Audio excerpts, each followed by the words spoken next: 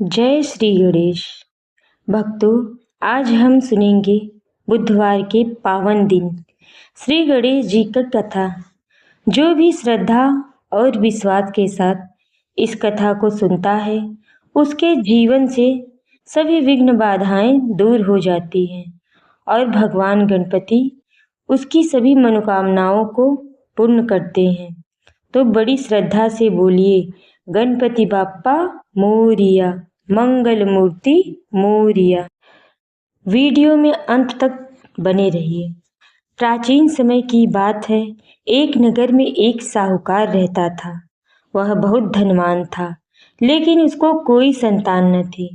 संतान न होने के कारण वह और उसकी पत्नी बहुत दुखी रहते थे। एक दिन साहूकार की पत्नी ने साधु से अपनी पीड़ा बताई। तब साधु ने कहा, यदि तुम बुधवार के दिन भगवान गणेश का व्रत और पूजा श्रद्धा से करोगी तो गणेश जी की कृपा से तुम्हें संतान सुख अवश्य प्राप्त होगा।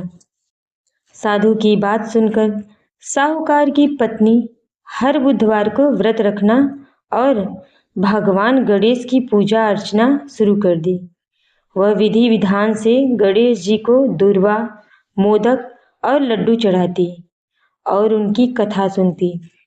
कुछ समय बाद भगवान गणेश की कृपा से उसके घर एक सुंदर पुत्र का जन्म हुआ। पूरे घर में खुशी छा गई। साहूकार और उसकी पत्नी गणेश जी की कृपा मानकर उनका धन्यवाद करने लगे।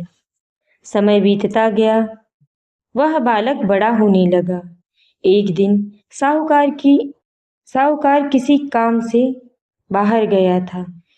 उसी समय साहूकार की पत्नी ने सोचा कि वह अपने बेटे के साथ मायके चली जाए, लेकिन उस दिन बुधवार था। फिर भी उसने यात्रा शुरू कर दी। रास्ते में उसे बहुत सारी कठिनाइयों का सामना करना पड़ा। अचानक उसका पुत्र कहीं गायब हो गया। वह बहुत घबराई और रोने लगी। उसी समय एक साधु वहां से आए और उन्होंने पूछा कि तुम क्यों रो रही हो। तब उन्होंने सारी बात बताई। साधु ने कहा, क्या तुमने बुधवार के दिन यात्रा की है? साहूकार की पत्नी ने कहा, हाँ, मैं अपने पुत्र के साथ मायके जा रही थी। तब साधु बोले, बुधवार का दिन भगवान गणेश का दिन है। इस दिन बिना पूजा किए यात्रा शुरू शुभ नहीं माना जाता है। साहूकार की पत्नी को अपनी गलती का एहसास हुआ। उसने वहीं बैठकर भगवान गणेश से क्षमा मांगी और सच्चे मन से प्रार्थना करने लगी। कुछ ही देर बाद उसका पुत्र वापस मिल गया। यह देखकर वह खुश हो गई और समझ गई यह सब भगवान गणेश की लीला है। उस दिन के बाद से उसने नियम से हर बुधवार को गणेश जी का व्रत रखना शुरू कर दिया। धीरे धीरे उसके जीवन से सभी दुख दूर हो गए।